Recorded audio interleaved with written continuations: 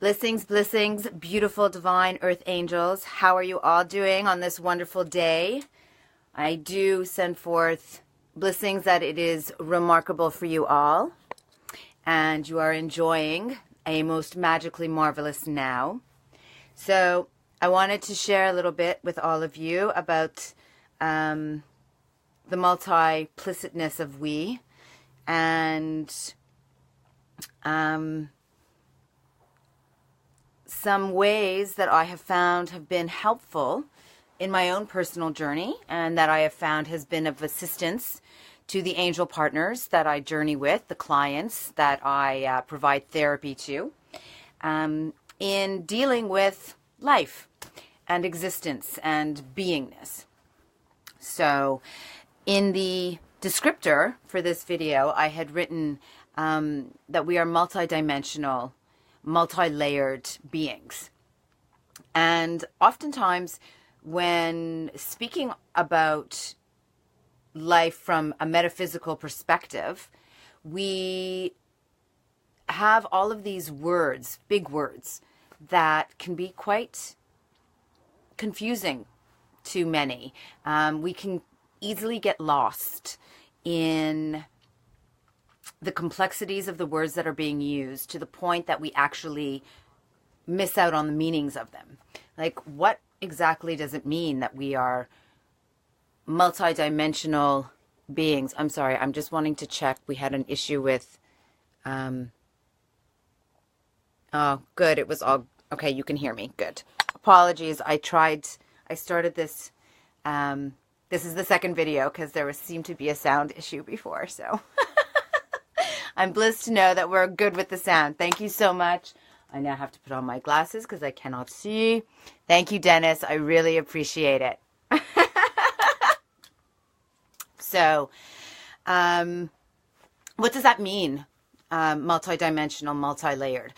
Again, it's so easy for us to complicate things, which the mind does tend to do. It likes to, make things more than they are, when oftentimes existence is actually the simplest of explanations, interpretations.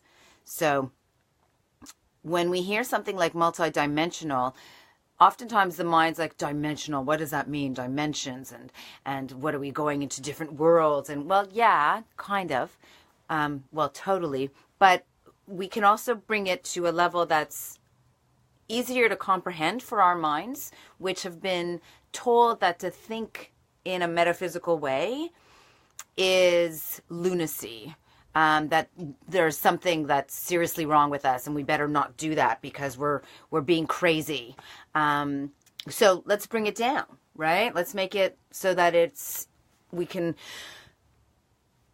embrace it with greater ease, and therefore accept who we are with greater ease and start to rise up into who we are with greater ease, which is really what this is all about, right? So multidimensional. So if we just look at us here on the earth plane, we don't have to go anywhere else. Just keep it in the physical so we can all relate. You have your physical body, right? And so you can all see me here, like my skin, my body, you can see it. So we know that there's this. So this we can say is one dimension, one layer, one aspect of me, which you can relate to because you've got a body too. Or we wouldn't be having this conversation in this way. Which is not to say I wouldn't be able to have a conversation with you in another way, but that's for another day. So moving back into the physical. So that's what you see, right? But on another dimension or level or layer or aspect of me, if we peel off my skin, obviously we're not going to do that, nor do we want to, but then there's another level underneath there, and you would see the blood and the tissue, the derma, which there's many layers of that are making up what you're seeing on the outside, which is covered with the last layer of the derma of the skin. Now, if we peel that away, then you're getting into another dimension or another level or another layer. and you'll see my organs and all of the other aspects inside of my body, which again are all inside of your body. But we don't walk around seeing that in ourselves, let alone each other. I don't walk up to you and say, oh, I can see that your heart is, although we do have the ability. We don't at this moment say, oh, I can see that your heart's beating like at this many seconds per beat and did like it's just, we don't, and yet it's there. Right? Right. Go a level, dimension, layer even deeper, and we're at the cellular level. So I've just skipped a bunch of stuff. Yes, fine. Like there's the veins and the arteries and the this and that. Okay. But okay, let's just cellular level, molecules, atoms, protons, neurons, all inside of what we started off with, which is what you can see on the outside. So these are all simultaneously existing, and there are multitudes of parts that make this me that you see as the one whole that I am. Okay, now I'm gonna take you on a little journey, just for a moment, then we'll come back here. At the cellular level, when you go into the cell itself, and there's back and forwards between different scientists, between 50 to 100 trillion cells in one human body. So, take your pick, which one you like better, or we can average it out, it's 70-ish, 77 trillion cells, and each one of these individual cells allows you to be you, because we're really just like a pixelated picture on a computer screen. That's all of these little cells that make up all of the parts that I just brought us down through.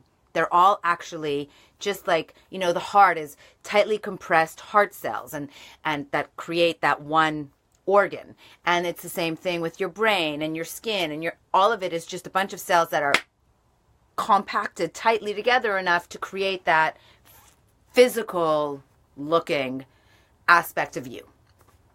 And that cell, when we start to go into the cell and we're looking at the cell and what makes up the cell, we wind up seeing, and this is the quote by Deepak Chopra, which I absolutely love, that we are 99.99% non-stuff, which essentially means that when you're looking at a cell, you wind up seeing that there is almost like a black hole of, are we ready?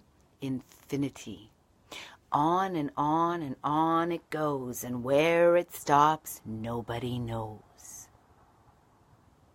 So within this body, this one body that is contained, and it's the one me, that is same as you, are going down, down, down through all of the dimensions, the layers, the aspects, the levels of the me, that is we, that is I, that is you. We come to the cellular level that leads us to infinity, that leads us to a never-ending chasm of we're not exactly 100% sure. But that's all what you're carrying around inside of you that is making you you and allowing you to be the you that you are, that is here in the now with all of we. Are you with me? So it's both very simple and very complex simultaneously. All right. So that's numero uno, is to just understand, as much as these concepts might seem to many people to be fluffy and wackadoodle and, some spiritual hoo-ha, it's actually all quite biological, scientific realities that we have been studying for centuries. That just is what it is. There's nothing hoo-ha about it. It's very, very much what is. Again, scientifically investigated, analyzed, and, to this day, they're still trying to figure it all out. They got down to the quarks, and then there were the strings, and the cells on the level where it's something is there, but it's not there until we see it, and when we see it, then it shows itself, and it's the potentiality of its existing, and with the recognition of consciousness, it becomes. But let us not delve that deep right now and come back to where we are. So when we now go to a slightly, just going to go a little bit to the side here, but same general concept.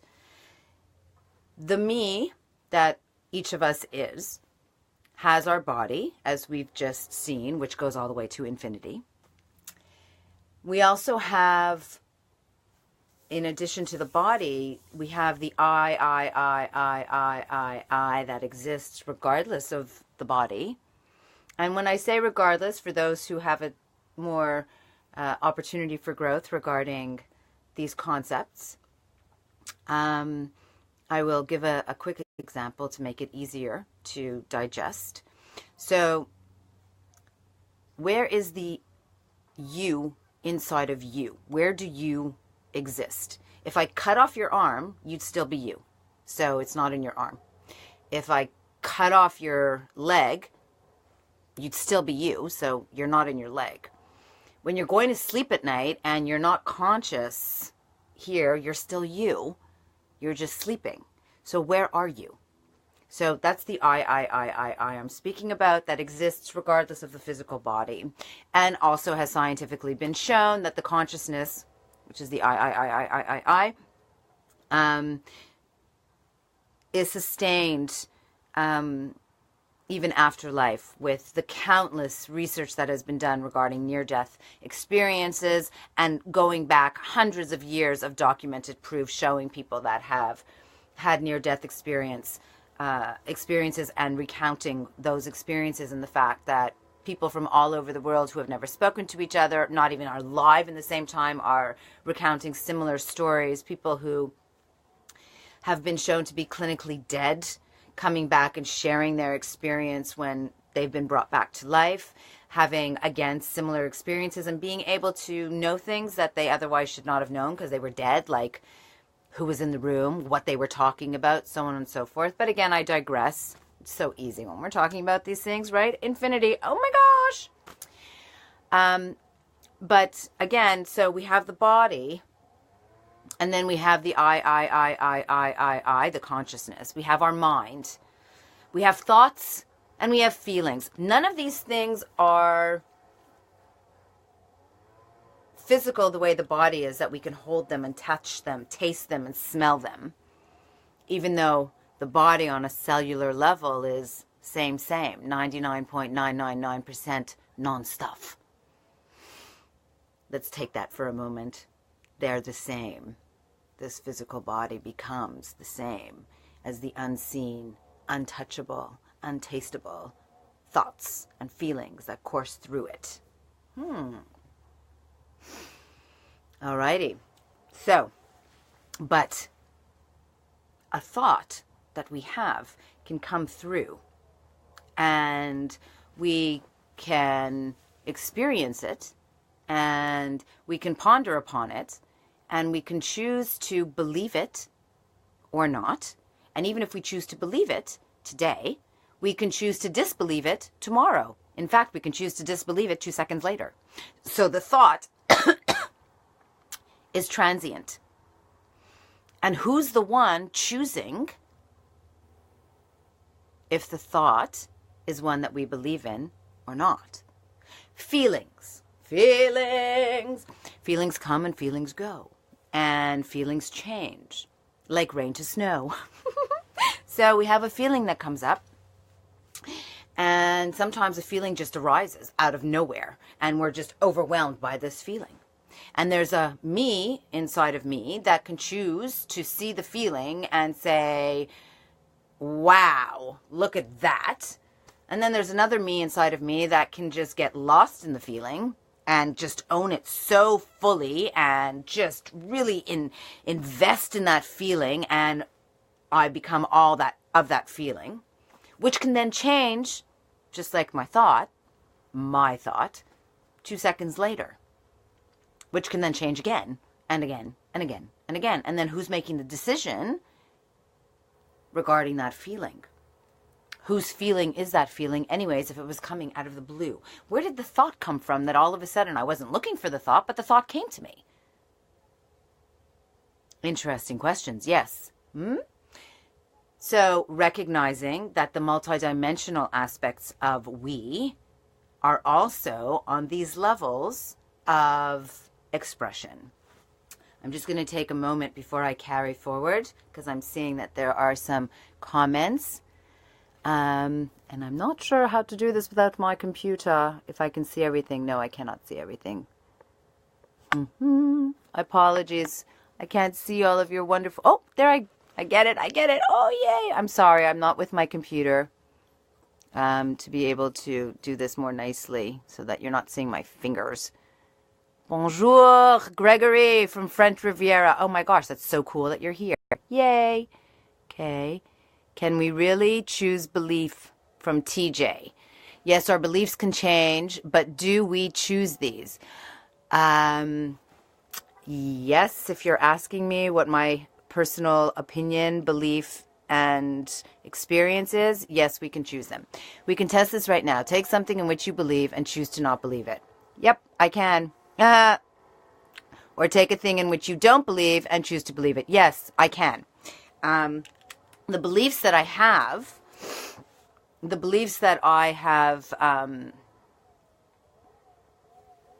been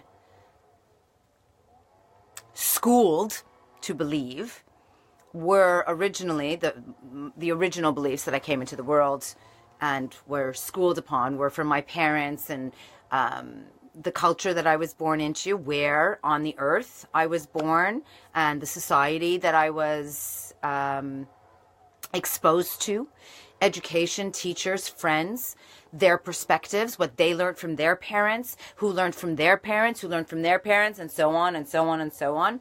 And there are many of those beliefs that I still hold to this day, but there are many that I don't. And I don't because I've changed them. They've changed through my own experiences. They've changed through my own choice because I didn't like the way a certain belief made me feel.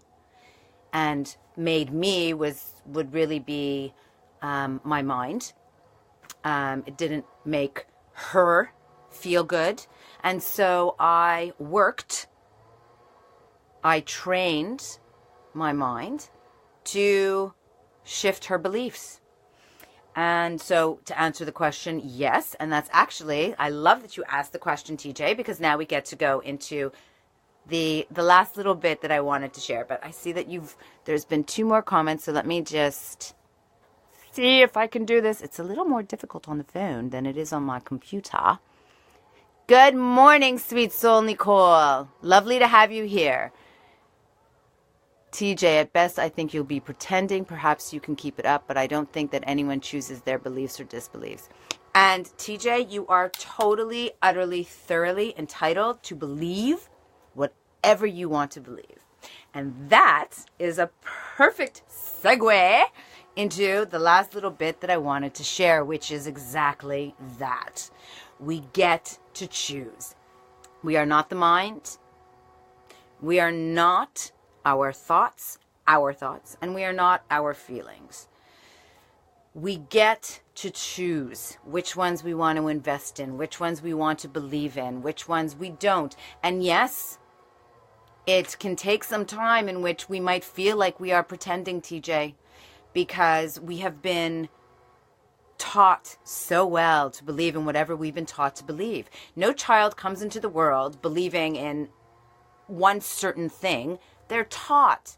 A belief is nothing more than a repeated thought or a repeated feeling over and over and over again until it's hardwired into the brain, creating a neural network, a pathway that when we have an experience in life that stimulates a similar feeling, within, the neural pathway is stimulated, and it brings up the belief that it should be associated with that experience. So, oh, I just had this experience, it means this, because this is what mommy taught me when I was a little girl, so this is how I understand what this is. Because when we come here, we don't really get everything, right? We have to learn what it means to be me, and what it means to be in this world, and what the hell this world is. I mean, children don't have that understanding yet, which is not to say that on a certain level the I doesn't, but we do forget. There is amnesia, and it is through our parents that we learn who we are in this world. When we're first here, there's not even a distinction of me. There's no beginning and ending. The conceptualizations that we have of me and this world and life are very different. And you can just speak to any child about these things, and you can see understandings are just not there yet, because they haven't been schooled in how we in the here and the now are seeing this world. And you can also look at how society, or our species, the human species, has seen the world and understood the world to be just in the last centuries. You know, we used to think that the world was square and that we would fall off if we went past a certain place in the ocean, like fall off the edge. Well, that's a belief that just ain't true, and we don't believe it anymore, and now we're touring around the whole world. Woohoo! So yes, beliefs change, we change, we're expanding. Consciousness is phenomenal, evolution. Woo! Yay! So, what does that teach us? These experiences of being human. If we just look at history, if we just look at if we just look at, and very just, basic, we can see that our beliefs shift reality and life as we know it to be. And therefore, that which we say are our thoughts and our feelings need to be brought into question. And as the understanding of our empowered state of being with respect to the fact that we get to choose our beliefs, and that we are educating those who are coming after us, our children. And therefore, what will be created as this world and the experience of being human. What an empowered state that is. So part of that, and what I have found, again, to be extraordinarily assisting to me in dealing with this unbelievably huge empowered state of being. It's like the greatest gift ever of being in this experience is our free will to choose. That is our creative force that has been taken from us by people telling us that we don't have it, and that we have to believe what we're told, and that there is no choice. There is. And that is the force of creation that we as the human species have, because we are conscious. And we can direct it, we can choose it, we can consciously choose it. And yes, it can be very fucking difficult. Or as I like to say, amazingly huge opportunities for growth. That each of we, both individually and collectively, have the ability to set into motion in every now, always, by making a choice. So one of the ways that I have found that has helped me, I know I'm saying this again, and has helped my angel partners who I provide life guidance to, my clients that I have therapy sessions with, is to detach from the mind. Now, detachment in and of itself is a very interesting concept, and I understand it's a Buddhist concept that is taught. But it's also one of those things like multidimensional, that's a word that people get all mixed up with. So I'm going to try and explain it as concisely and quickly as I possibly can with respect to what I am speaking to herein. When I say that detaching from the mind, I don't mean that you get rid of it or you discard it. By detaching, and doesn't mean that there's a detachment from responsibility for it. Detachment meaning, for example, I will speak to you from this perspective so you can understand better. So my mind, the mind that I was born into by coming into this body, the brain that I'm attached to has certain predispositions. She is, the mind is, if you can see the mind like a radio antenna, and there's the universe or the cosmos or existence or life, God, source, whatever you want to call it, is infinite in the number of stations that you can clue into. Okay? And the mind is your antenna. So, what am I picking up on?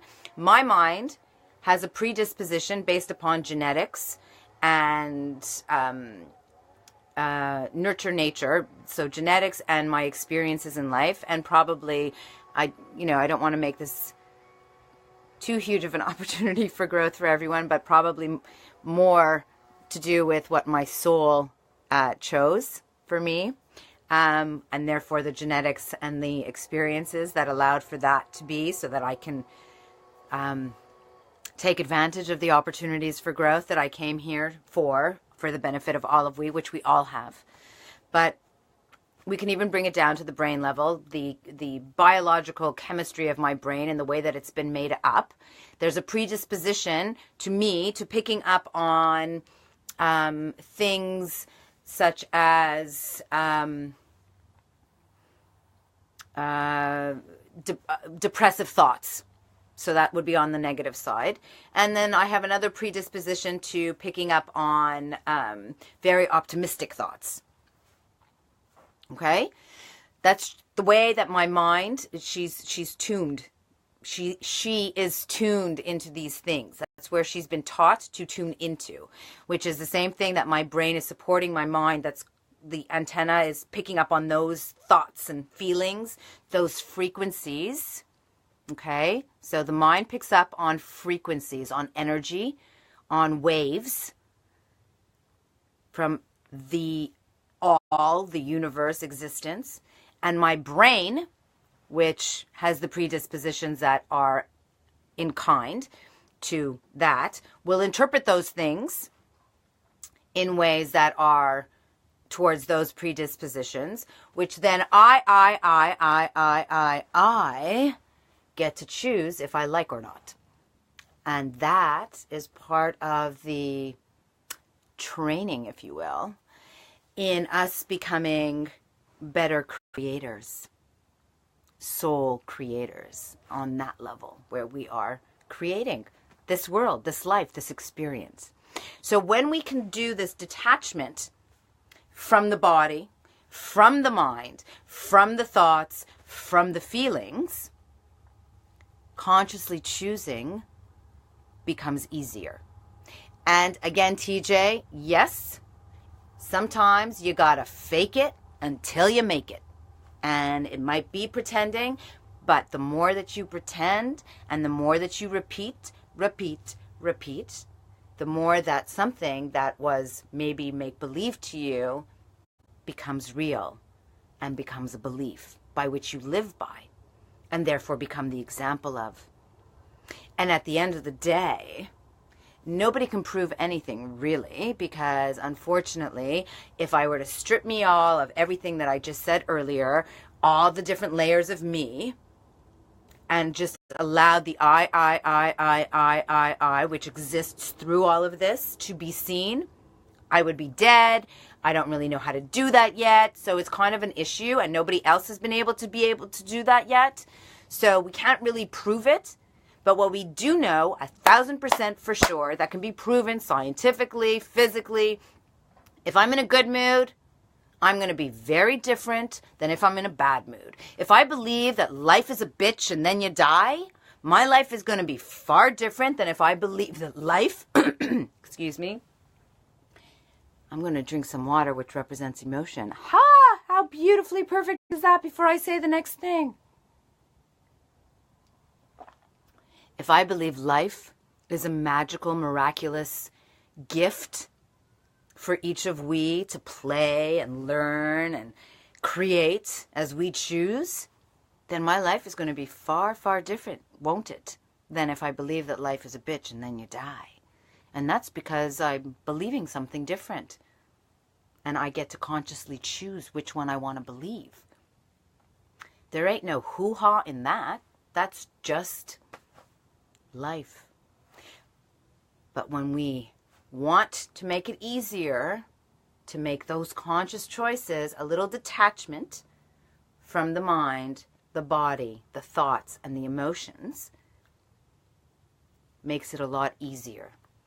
And the way that I do that, and I teach my angel partners to do that, is to actually acknowledge these as being different parts of me that I'm here to take care of. Like my mind, she's brilliant, wonderful, I love her, but she can also be a little, wackadoodle and drive me a little bit crazy because she picks up on these things that are just, so silly. Or maybe it's my brain, actually would be more apropos to say, interpreting what my mind is picking up on, because everything that we're experiencing, if we take away the interpretations that come through thoughts and feelings, which are based upon where the brain is biologically hardwired and to interpret things, it's all just energy.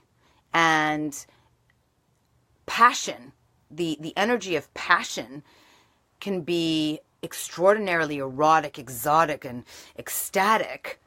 And it can be seen on an energy level the same as the energy of passion of anger. Same. But what makes the difference? My interpretation. My thought and feeling that I'm choosing to associate with that energy vibration, that fluctuation, that wave. So, it's the mind is picking up on whatever it's picking up on, and the brain interprets it. But I get to choose every time. So, a little detachment, but understanding, and this is the most important part of all, that the I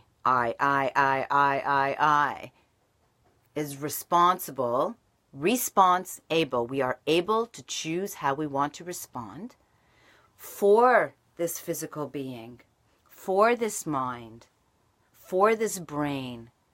It's for the 100 trillion cells in this body. These are my babies. My babies. I have to take care of them. They take care of me. They let me be. And that is the duality that we often hear being spoken of, which is really a partnership. And it's a beautiful thing because it's a symbiotic experience of existence that we get to have, being the parent and the child simultaneously. So I think that's enough multidimensionality for one little journey, wouldn't you say? So I hope that you have enjoyed. I most certainly have, and I thank you all so very much for joining me here today, and I look forward to popping back in and journeying with all of you very, very soon. And in the interim, for those who were not able to join in or were not able to write while the video was going, please feel free to write any comments that you might have, insights, questions, confusions, doubts, disagreements. I will come back and check on the comments and respond to any and all that I am asked to so do.